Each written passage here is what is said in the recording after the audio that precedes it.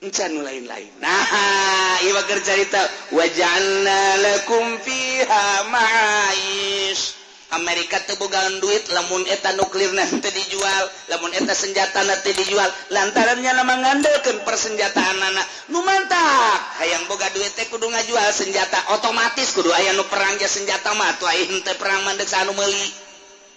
Jadi juga urang ge atuh aing teh dek jambal mah teu meuli tarasi. Urang meuli tarasi so teh dek jambal itu kene, ieu kelantaran perang ya otomatis beli senjata. Ya mau tidak mau Amerika teh kudu bisa ngadu domba supaya perang. Berarti negara paling biadab jalan sebab ngadu domba ke negara jeung negara supaya perang. Maksudnya dek kaloloskeun jual belinya nah supaya boga duit. La ilaha illallah. Gusti Allah ngadongengkeun tentang Kangjeng Nabi Adam jeung iblis dina Al-Qur'an aya dina 7 surah.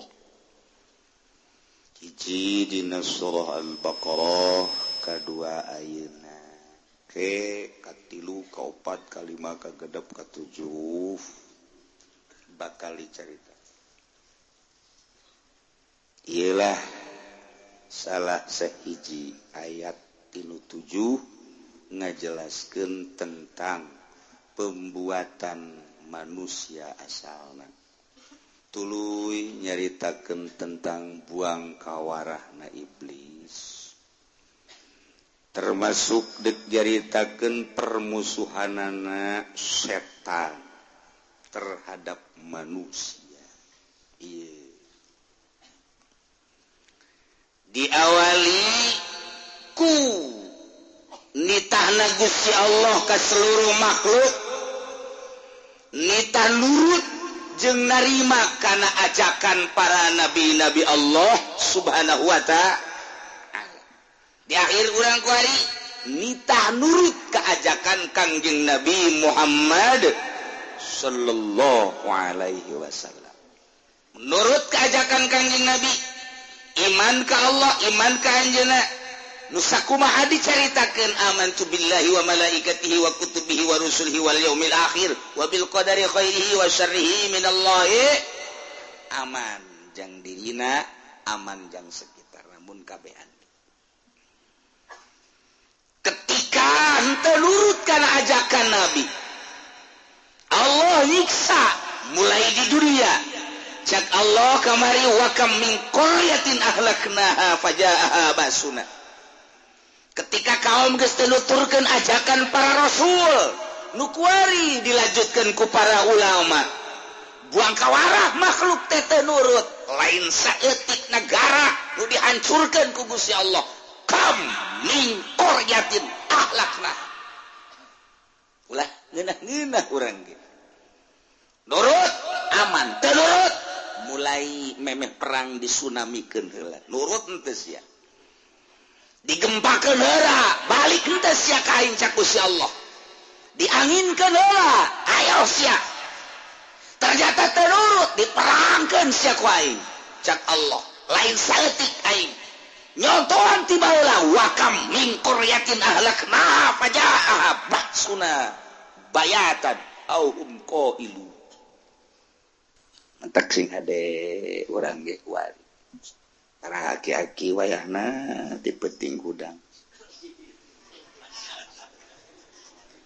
Supaya jadi panegara-negara, ya mah aki-aki neulekeun TV, beneuleuh main bola.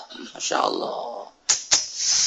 Incuna mah geus nyana, surak jeung juring. Ya Allah, ya Rabbi Gusti, Allah Maha Hiji ada ya leset. Hiji, nomor kedua, Allah bakal nyiksa di akhirat. Siksa di akhirat bagi jelema anu teu nurut ka ajakan para nabi. Nu dilanjutkeun ku para aulia Allah, para ulama. Di deketan kiai tapi teu diturutan. Di hareupeun mah sumuhun-sumuhun ditukangeun mah nya ngajebian, ngahitutan, hisingan. Deres teu mengsret jeung mengsret bolon di hareup mah di tukang malah kiai kos kitu ieu dituturkeun ajo kiai aku batu teu kumaha dia kieu lain jawara lamun sarwana mah sia tuh ribut jeung nya henteu nan engke di akhirat di dunia disiksa model tadi di akhirat disuksa kedua kamari hiji falanas'alannalladzina ursila ilaihim bakal ditanya saurang-saurang sia padahal Allah nyahoan kunaon sia teu nurut kana ajakan nabi kunaon sia teu nurut ka ajakan wali sia hirup di zaman saha di zaman kiai anu kunaon teu nurut ka ajakan kiai anu padahal Allah nyahoan deuk ka jejeleh deuk ka hinakeun ka eta jelema hiji ditanya wah disaksian ku triliunan manusia bari neraka geus ngalentap-lentap nomor hiji nomor kedua disiksana wal waznu yauma idzinil haqq timbangan anu geus dipasangkeun di dinya Allah nyahueun jasa kana kalakuan-kalakuan manehanana disiksa ku Gusti Allah ditimbang nyanana mah geus mbungeun ditimbang lantaran tina bukuna ge geus kanyahoan lain meunang ti leungeun katuh ti leungeun kenca nyanana geus embung Gusti teu kudu ditimbang abdi mandingan digejeburkeun bae cek timbang kena kanyahoan ku anak incu tatangga kena kanyahoan kena kataneun kena nyahoan tatangga timbang tetep wal waznu yauma idzinil haqq siksa Masya Allah pikir coba tah urang pemikiran urang teh keur diarahkeun ka ditu nyebrang ka alam nu pibakaleun tapi pasti ku hari dek dicaritakeun sing hade tah dimimitian ku tuturkeun ajakan nabi iman ka Allah iman ka Kanjeng Rasulullah laksanakeun syariat mantepkeun batin maneh ka Gusti Allah ulah sieun paeh lantaran paeh mah bakal bae irah ge teu kudu sieun nu penting song-song kematian ku cara ibadah taat ka Gusti Allah Subhanahu wa taala nah ieu jaritakeun asal usulna geura walaqad makkannakum fil ardi waj'alna lakum fiha ma'aisha qalilan ma tashkurun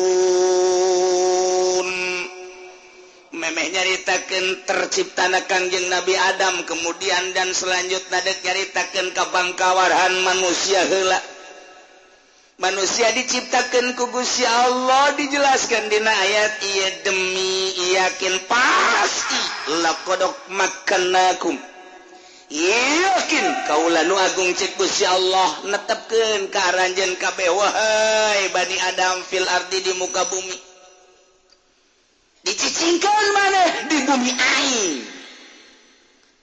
teh nyaho maneh teh ieu teh bumi aing dibagi kapan ku sarariat teh bumi aing teh ieu teh jadi 5 benua benua Asia benua Amerika benua Australia benua Afrika benua Eropa sarua nu aing kabeh sia cicing di mana di Asia Asia mana Pasifik di mana Cikupana di mana maneh macam-macam di dinya teh nu dari pasar kemis aya di Cikupa maneh aya tah dicicingkeun si Udin di Cikupa si Juned di Bojong ayo kabeh tah ieu walaqad makkannakum din sia tah cicing di Cikupa nang Allah Juned sia tah cicing di Bojong nang Allah sia sadei sia soleh sia tah cicing tadinya di Pengkolan Talaga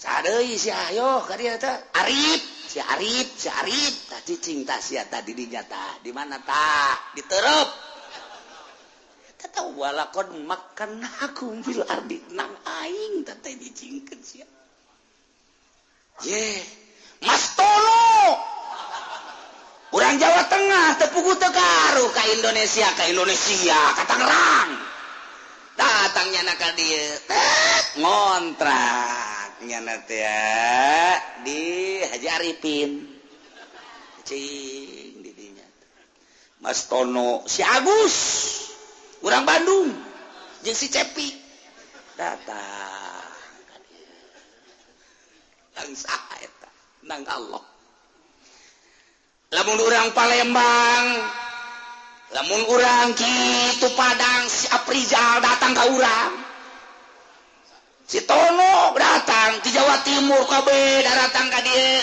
kan aneh kunaon atuh urang Pasar Kemis pindah ke Tegal model kapan Kiai ulah doana bae gimana nih nek nuturkeun pamajikan kula ka Tegal heuy urang Tegal lagi kadari atuh kula juga aja pamajikan ngajak ka ditu teh ku sanaon melak bawang jeung sia bisa tuh tah atuh melak ngamaling bawang geus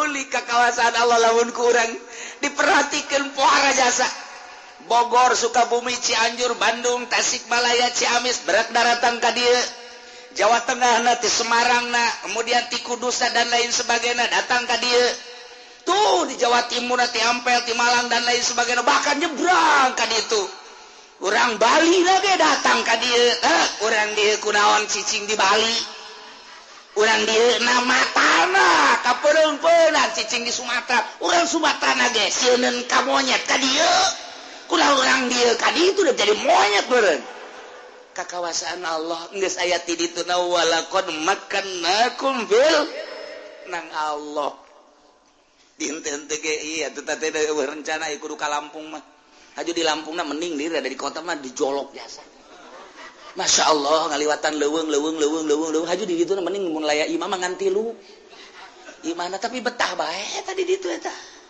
cicing di leuweung menang saha walaqad makkannakum fil nang Allah menang nyanggakeun urang ngadoan mantap tah santri mah santri tilok boga rencana santri mah ngadoa ya Allah ya Rabbi abdi mah nyanggakeun deuk di mana bae ge kumaha Gusti bae ja abdi nu Allah tanahna ge nu Allah nyanggakeun abdi mah emang kunaon santri teu boga rencana tuh rencana kumaha aja duit teu boga nu teu boga jangan rencana mah boga duit inyana duit teu gablek lan teu baglek paling anu pae dibere sholawat sakitu doang entar teu boga rencana di mana bae Gusti lah abdi mah tapi lain sambarangan gitu kita mah keur carita doang duit mah aya bae dunia mah aya bae ngan ku nemah nanyana lain ku sebab teu boga duit lain bisa diadu santri jeung nu lain santri duit teh lobaan mana deh santri bageus teh sieun-sieun aing mah teh sieun hirup di alam dunia sebab duit aya di bank emang sieun atuh henteu ai sia aing mah tetep teu boga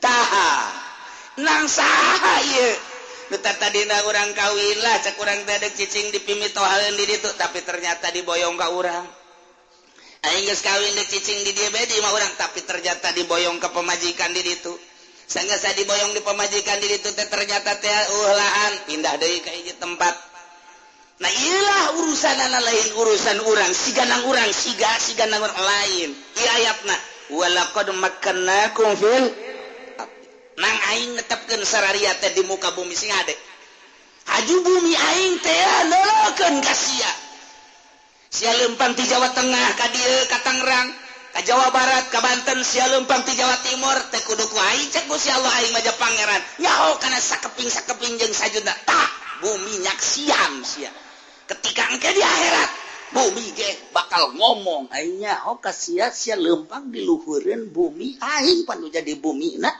sia teh pan teu jauh bae ti urusan dunia teu pernah kamu sholat sakitu deuketna ge dicangkerem sia ku aing kumaha kitu masyaallah karim lain aya jelema teu boga rencana kudu cicing di Yordania aya jelema teu aya rencana cicing di Mesir kok cicing di Mesir aya jelema teu rencana cicing di Saudi Arabia kok cicing di Saudi Arabia nu anehna aya jelema urang Indonesia cicing di Afrika pan di Afrika mah harideung tapi nyana eta sinergis bae hirup jeung nu hideung biasa bae kebal-kebal nyana ge ka bawah hideung ket lae di Afrika nyana aya di Amerika Latin harideung ya Allah ya Rabbi nang saha nang Allah walaqad makkannakum fil ardi sadarkeun lain nang urang ya Allah ya Rabbi nomor kahiji kadua lah waja'alna lakum fiha ma'aish kaulan wagung ngajadikeun karanjeun kabeh di samping cicing diunggal bumi diunggal negara di tempat masing-masing aing teh nu nyicingkeuna ku aing dijadikeun deui keur aranjeun kabeh di muka bumi teh sumber kehidupan sumber perekonomian sumber neangan dahareun jeung inumeun salila hirup nu ditangtukeun nungguan ajal datang nyana ditetepkeun nu aya di pasar kemis nu aya di Cikupa nu aya di Bojong nu aya di Balaraja Curug dan lain sebagainya geus bugu orang pribumina di samping eta deui Allah ngajadikeun sumber perekonomian tepuguh teu karu kapan urang Jawa Tengah datang ka dieu ngalamar ka Cinglu sumber perekonomianana horenganan tulisanana aya di Cinglu aya anu di Egle aslina Egle wari geus eueuh Egle aya nu spot geus areueuh eta geus areueuh aya anu di kitu pasir teh naon garang-garana pasir Gajah Tunggal aya nu di Gajah Tunggal aya nu di Asik sumber perekonomianna siganang urang nang Allah jabuktina urang dieu anu ngalamar deui ka Cenglu teu ditarima hese bae geus minta tulung ka polisi minta duit 2 juta dibere tapi asup mah henteu blol tak polisi polisi mana meureun tapi nu jelas seperti gitulah Allah nu ngatur sing hade eta ya Allah ya Rabbi eta keur carita urusan pabrik aya nu sumber perekonomianna teh di PNS nyana jadi anak buah Jaki jadi bupati jeung anak buah bupati Zaki aya anu jadi guru sumber perekonomianna teh aya anu dagang toge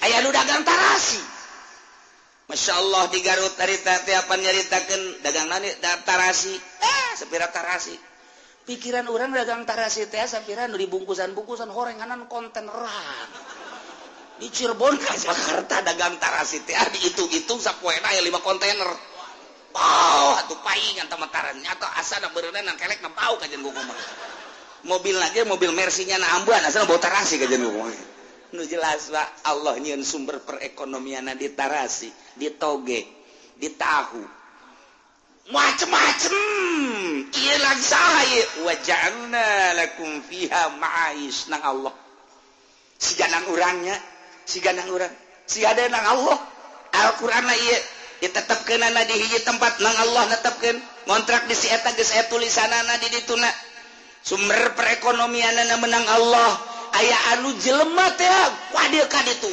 dagang anu teu daekeun maju lah cak nangis bae kuari mah istirahat bae endahan dagang teh dagang baso bau kebeuli tanah kebeuli imah baso sapira baso tapi horenganan unggal kota aya anak buahna baso dan Allah waja'alna fiha ma'aish waja'alna lakum fiha ma'aish nang Allah sumber perekonomian Gusti Allah nu agung ngan lamun diglobalkeun aya anu sumber perekonomian teh tina simar bubuahan timimiti melak cabe rawit, cabe gede, cabe hejo, cabe berem, datang ke buah engkol, bonsis dan lain sebagainya. Aya nu tina bubuahan, buah darmayu. Wah, lamun musim buah di darun di ditu di mana? Indramayu. Eta si buah pohara haju amis di buah Indramayu mah. Nu encan asake amis. Nu encan asak urang ngasaan di itu amis nu asak amis nu barebeug amis nu atana ge amis meuli urang 5 kilo dibawa ka dieu asem aya heran eta kos kitu eta model eta meuli di ditu arabot dibawa ka dieu harasem nyaho jak urang nu milihan urang nu niat urang kos kitu bae nagarana teh mah mantap kuduna urang mun meuli 5 kilo dahar di ditu ka mengseret geus di ditu ieu sumber perekonomian teh anu tina buah aya nu tina buah, aya nu tina samangka dan lain sebagainya. Ieu menang Gusti Allah wa ja'alna lakum fiha ma'aish. Ya Allah ya Rabbi.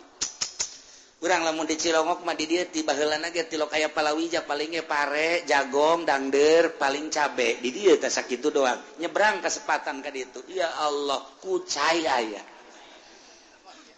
tuh ku cai aya aju anu eta teh naon karangaranna nu pararenjang teh aya dan lain sebagainya aya orang mundur ka ditu aya ku ari mah pagon geus didominasi ku urang Jawa tuh eta teh sumber perekonomian siganang urang nang Allah unik jasa deui eta makan tina bubuahan aju tina pabrik dan lain sebagainya aya nu tina ngojek eta sumber perekonomian ngojek ge ngan ieu nu anehna asal waktu salat bae sewa loba aing berger teh kos itu doang tah cak tukang ojek ya lain waktu salat bae sewa sia juri apa jelema sia tah nah aju jadan deuleu wae mah susuna gede ya mantep ya waduh eueuh ceglokan eueuh naon direm abeh ngendut ka dieu eta mah budak masyaallah sambil menyelam minum air ma'ayis cerita sumber kehidupan ya Allah dibagi deh guys aya anu tina perpolitikan sumber perekonomian teh aya nu geus jelas jurusan perekonomian nya tapi aneh aya anu ngitung dong perekonomian miliar nya nama gede utang atuh geus kos kitu bae tah jadi gawe doang nya nama didinya aya nu tina perbudayaan ieu ku Gusti Allah tempat cicing urang nang-nangtukeun Gusti Allah sumber kahirupanna ge nang-nangtukeun Gusti Allah nu unik deui jelema ieu sumber kahirupanana tina jual beli alat perang Amerika mah tandus tanahna teu bisa dipelakana naon nagarana mata kula teu betah ge hari tadi ditu teu bisa jarang dangder dipelak teu bisa ditu huli dipelak teu bisa jadi itu malah di urang mah pen melak dangder cap antepkeun oh beudang sabulan 2 bulan tarik masyaallah sabeu gede kieu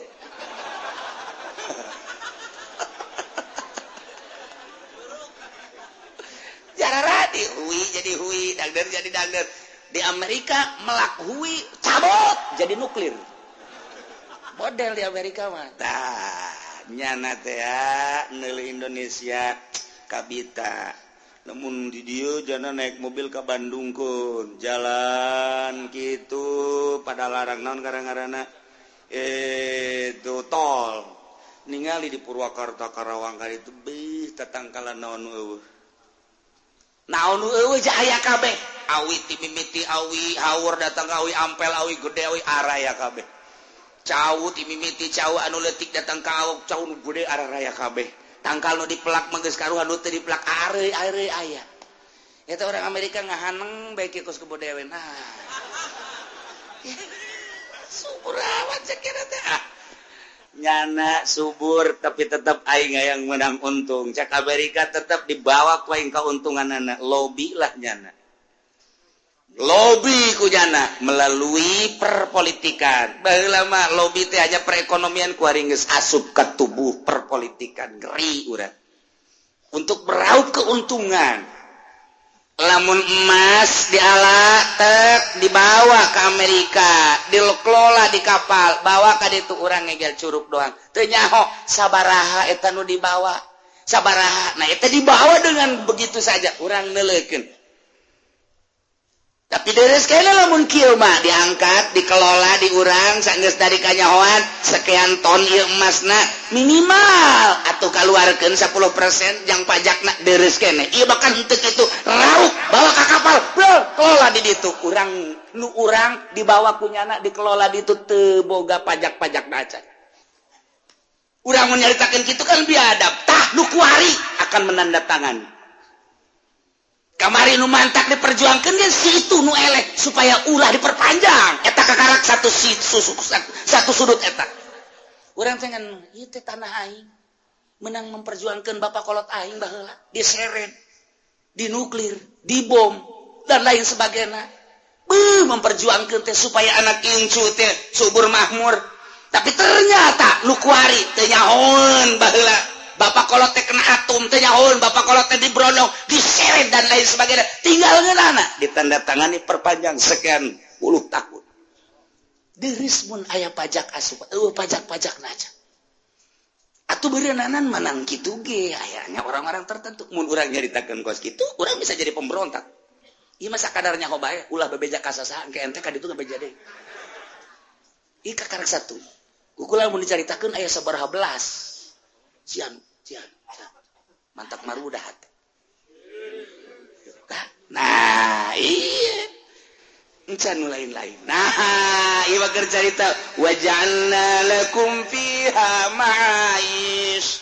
Amerika teu bogaan duit lamun eta nuklirna teu dijual, lamun eta senjatana teu dijual, lantaran nya mangandeukeun persenjataanna. Nu mantap, hayang boga duit teh kudu ngajual senjata, otomatis kudu aya nu perang ge senjata mah atuh aing teh perang mandeg sanu meuli.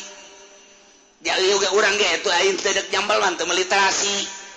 Kurang militarasi sotedek jambel itu kele ya kelantaran perang ya otomatis beli senjata ya mau tidak mau Amerika teh kudu bisa ngadu domba supaya perang berarti negara paling biadab jalan sebab ngadu domba ke negara jeung negara supaya perang maksudnya dek loloskeun jual belinya nah supaya boga duit kos gitulah negara diciptakeun ku Gusti Allah ma'ayis hati-hati dinya nu mantap adan kasogi orang terkaya sadunia sebab nyanalah anu jual beli senjata ketika anu perang nyana boki di Amerika boki di Uni Soviet jual iyalah manusia terkaya sadunia orang mah dipakai bayar sendal kasogi betenya homu tong dongeng tanya dongeng nah orang make sendal cepit ieu naon kasogi atuh sia mah kos kitu sih belon jelema anu luar biasa. Toh. Nah, wa ja'alna lakum fiha ma'ish. Macam-macam. Geus sama anu tina jual beli senjata, nuklir, atom dan lain sebagainya. Kabelah diana aya anu tina jual beli pakaian, kabelah diana makanan, minuman dan lain sebagainya. Terus nang Allah lain nang urang, makmur lain makmur deui, subur lain subur deui, kanikmatan anu luar biasa ku Gusti Allah dibikeun terhadap manusia. Cuman hanjakal qalilam ma tashkurun saeutik pisan anu syukuranana qalilan teh saeutik ditaukidan ku make ma jadi qalilam ma pisan lamun teu kitu awas ya ngomong Quran baca hese atuh. Ke di dina mah litak kidil kilah. Wara pisan saeutik pisan ieu mah bersyukurna. Ku ari masih Junaid bae kamari teh tuh keur aya pas-pasan mah dae ka mushola azan qomat ngabersihan mushola barang boga mio ku ari geus daekeun ka mushola qalilam matas.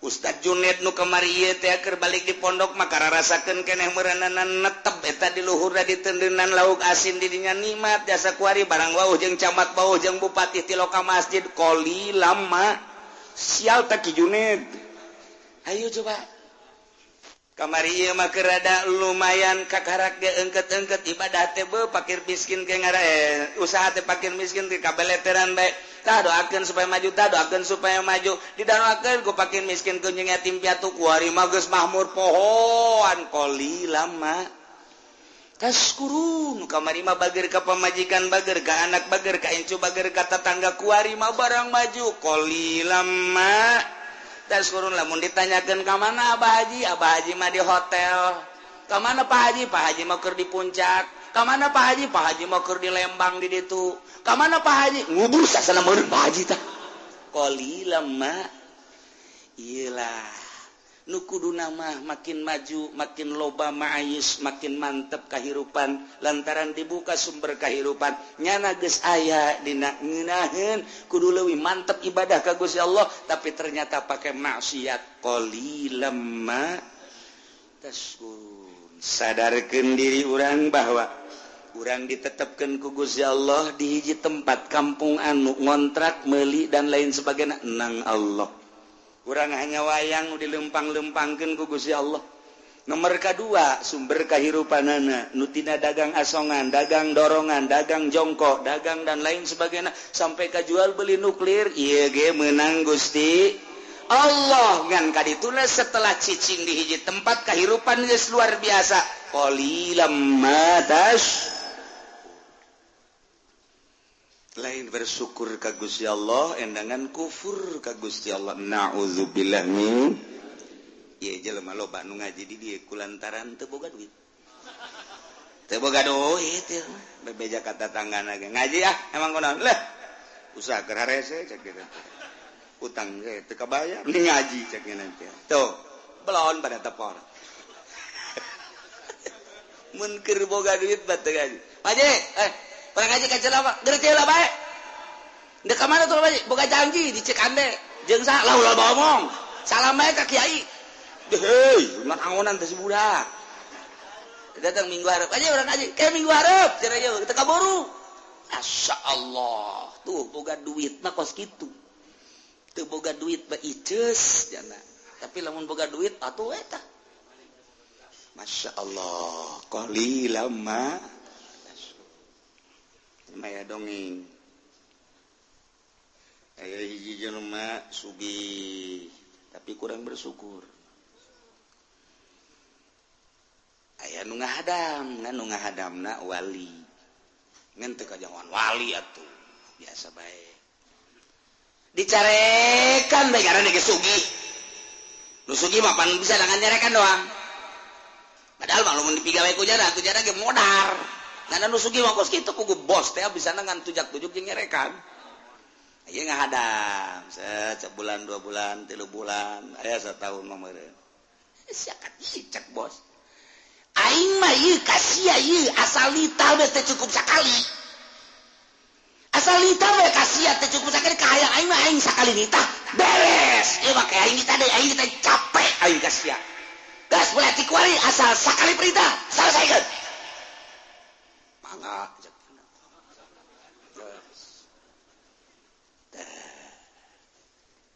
Pas menang sambigu pamajikanna muria. Parah. Panggilnya Nasruddin. Si Nasruddin. Reza. Nyaon teh pamajikan teh muriang? Nyaho. Tugas siap kuari. Naon? Dokter panggil ka dia. Siap. Mangga. Kaluar nyana. Borang dibawa ka dinya aya 20-an. Cak bos teh ieu naon? Aing ditamanggil dokter kok 20. Supaya satu perintah selesai.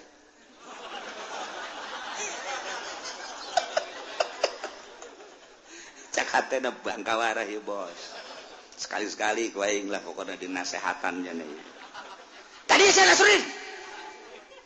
Ilang loba kan kudu dibayar. Bos. Pamajikan bos murian, dokterna tuh nu make putih-putih eta dokter. Nu 2 deui eta pegawena beusi deuk ngagerus obat dan lain sebagainya eta.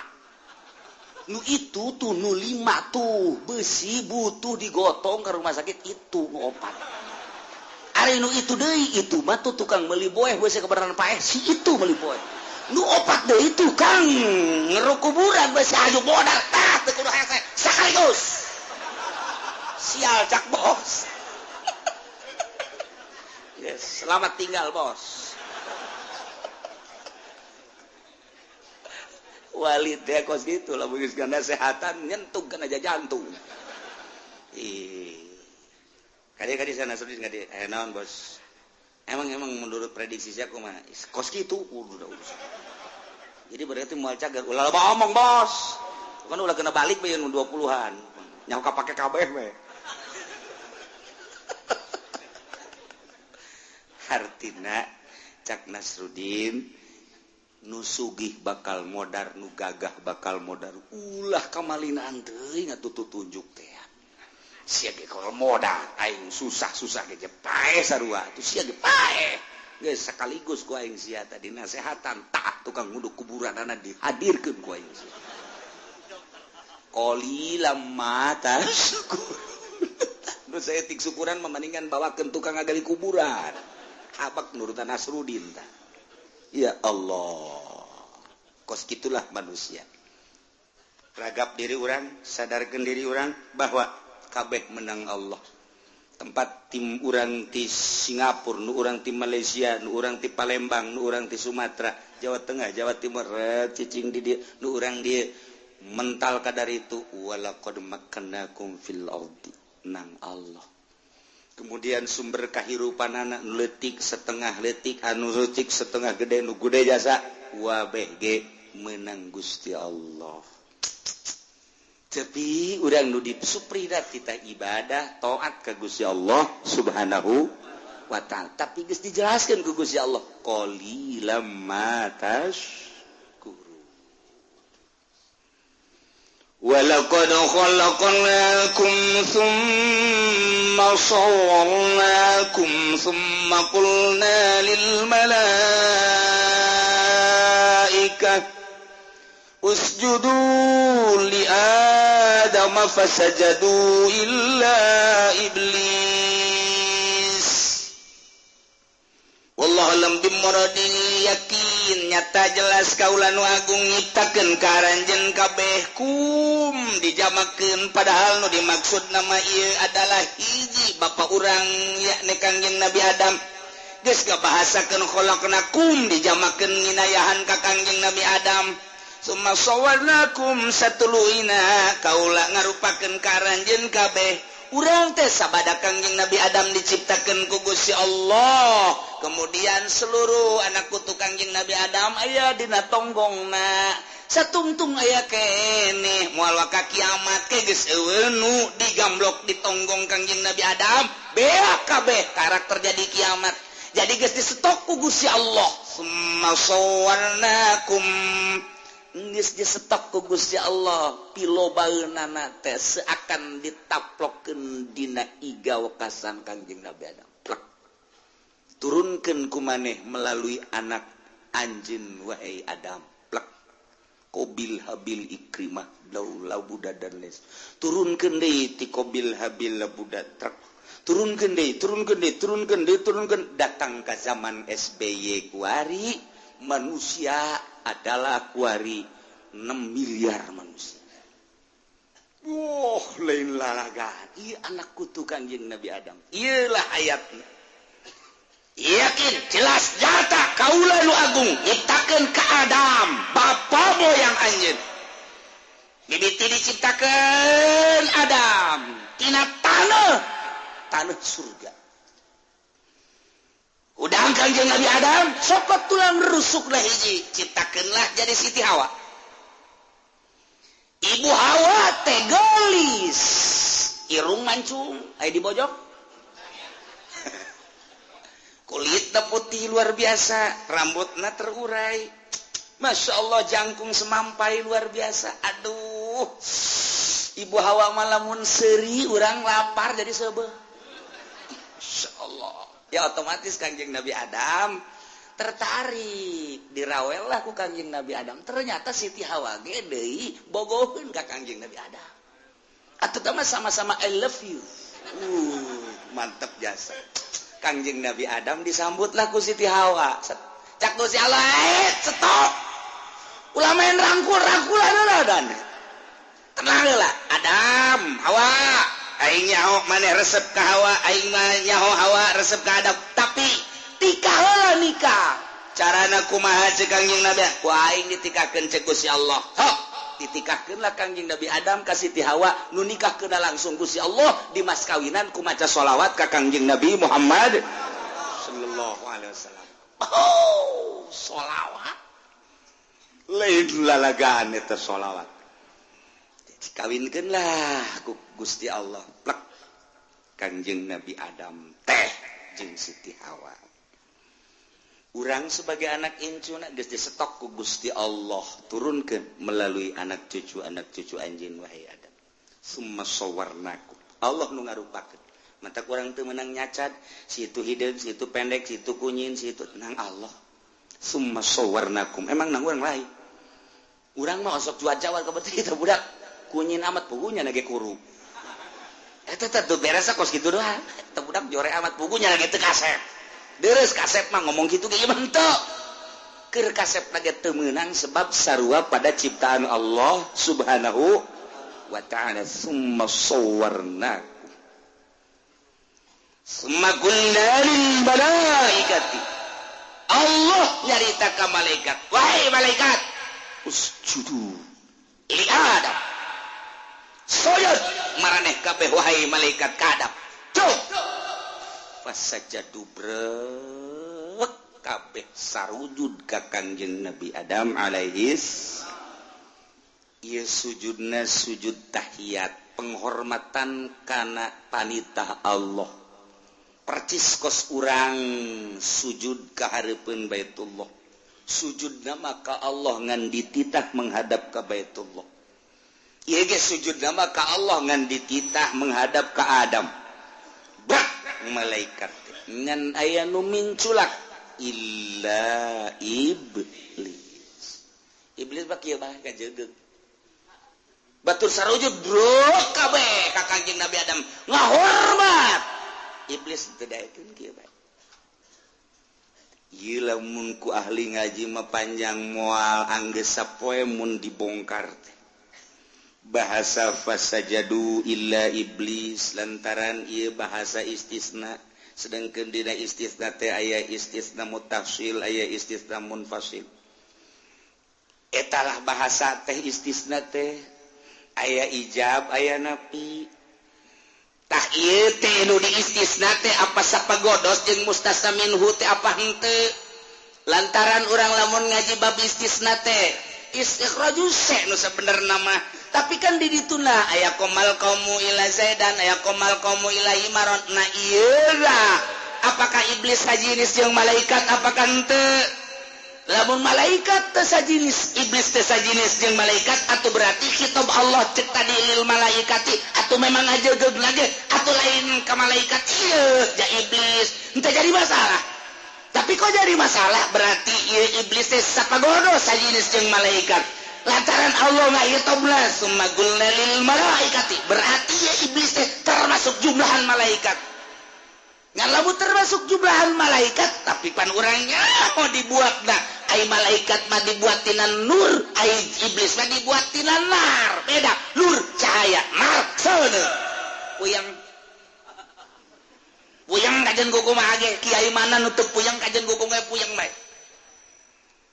mun ngabahasakeun usjudu qulna lil malaikati Allah nyarita ka malaikat usjudu li Adam sujud maneh ka Kangjeng Nabi Adam sujud brak malaikat mah sujud ila iblis ai iblis malaikat apa lain pan tadi ge qulna lil malaikati berarti malaikat tapi pan kanyawa tercipta malaikat batina cahaya ai iblis batina nar lain atuh lamun dilainkeun Allah ngehitob ka malaikat atuh teu sujud ge mantak naon ulah jadi masalah lantaran jalur dititah sujud ge malaikat iblis mah teu dititah tuh kan puyeng nu ngaji ge bae puyeng atuh ka nu teu ngaji geus badak teh imam geus pararuyang bae geus lah mun teu ngajina geus barabe nu kos kieu mah tah nu mantak ditaliti pembacaan teh istisna mutasil apa istisna munqatina syarat istisna mutasil kumaha syarat istisna munqatina kumaha ieu istisna teh nu di mustasna minhu mana anu mustasna mana ieu terjadilah istisna kos kieu ieu maksudna naon wah ambalaya geus daripada puyeng geus moal dibahas geus sakitu bae lah puyeng mah lain lalagaan sebab geus aya anu neuleukeun jam bae kiai panjang teuing cek atuh sia kaluar bae bego aduh masya Allah keur carita dong padahal mah tunggu dibahas aya santri mah kiai geus nyararahongan ieu keur carita ngalalagan nu teu ngaji tak kos kitu aya nu ngaji mah moal bisa kalalaga atuh coba heula keur di pondok geus depongan atuh muka dia di poho deui pan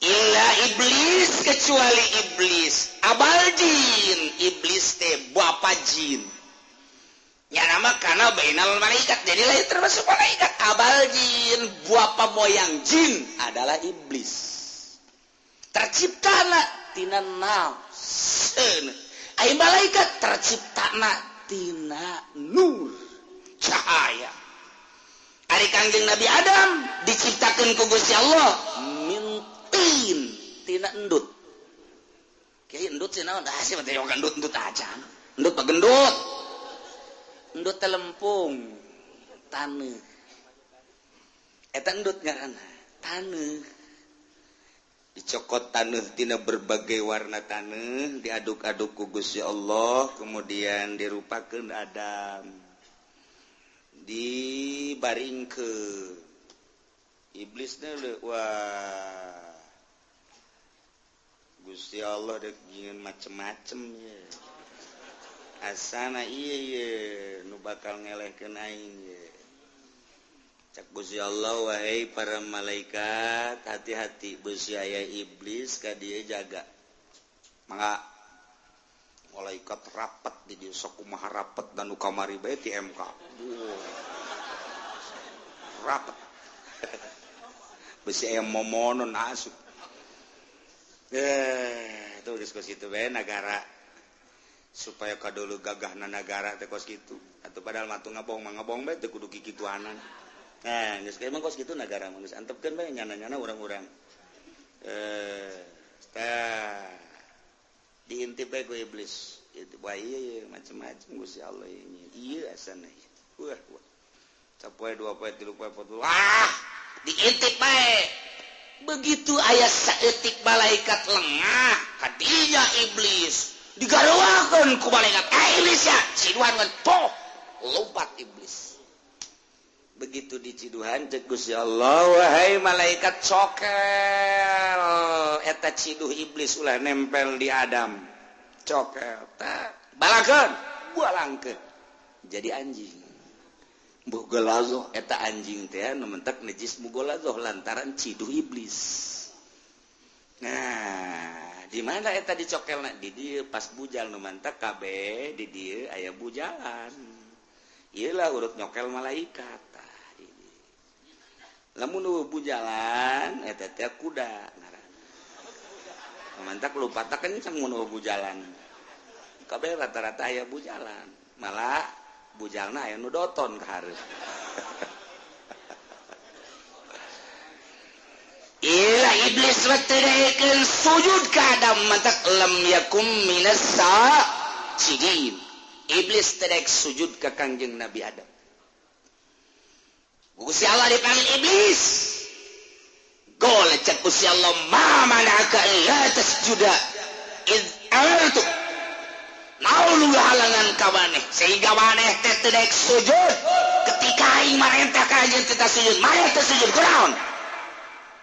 Ngejawab iblis gola ana khairum minhu pan abdi mah leuwih bagus tibatan Adam kosial aku leuwih bagus khalaqtani min nari wa khalaqtahu min tin Gusti ngadamel abdi mah pantina seuneu wa khalaqtahu min tin ai gadamel Adam mah pantina taneuh sedengkeun seuneu jeung taneuh mah pan mulyaan seuneu cak iblis kemuliaan seuneu mah coba geus seuneu mah kurang lamun dihurungkeun terus ka luhur nya nama naik terus ka luhur datang ka awang-awang eueuh seuneu nu kahandap ai bumi mah kapan ngabaged ayeuna dihandap geus kulantaran ngabaged atuh muliaan kaula nu diciptakeun tina seuneu hiji nomor kadua seuneu mah bisa ngarusakna gampang jasa blek rubuh bae tapi taneuh mah nya mah ngabaged bae mantak muliaan kula lantaran kula mah bisa ngarusak dengan cepat. Nomor katiluna seuneu mah kapaan bisa manaskeun suasana namun dina tempat-tempat tiris butuh kana seuneu haneut ku seuneu mah eta lah pertolongan kula tapi taneuh mah ngabaged bae teu bisa dikieu kitu nu mantak khalaqatani min nari wa khalaqatahu min tin ana khairu minhu kuring teu kudu sujud ka Adam embung kula sujud ka Adam mahnya nu leuwih mulya kudu sujud ka nu leuwih hina oh ti dituna waduh ilah as iblis berarti takabur ya iblis maka cek Gusti Allah golek cek Gusti Allah iblis fahbit tok minna turun sia ti sorga turun fama yakunu laka an tatakabbara fiha tepantas model mana itu takabur sombong cicing di sorga lain cicing jang tempat tu sombong layak jelema takabur sombong cicing di sorga turun sia iblis lantaran sia sombong fakhraj minha innaka minas sokin.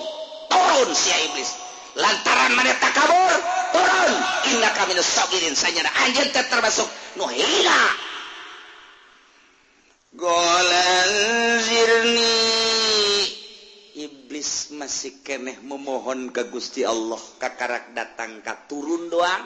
Kamana ieu turunna iblis jeung kumaha selanjutna engke episode selanjutnya.